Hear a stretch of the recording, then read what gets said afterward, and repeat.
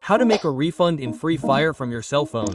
So, 1. You're going to search for the Play Store application and open it.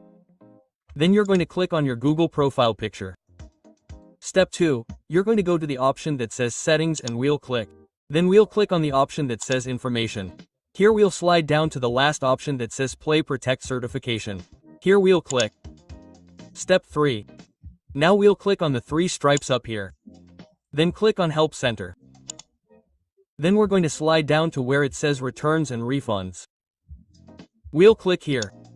Then we're going to click on the first option. Step 4. We're going to slide down until we find the option that says Request a Refund. Here we click, then click Continue. Now we'll click on Yes and click Continue. Here we're going to look for the purchase we made and that we want a refund. We select it and click Continue.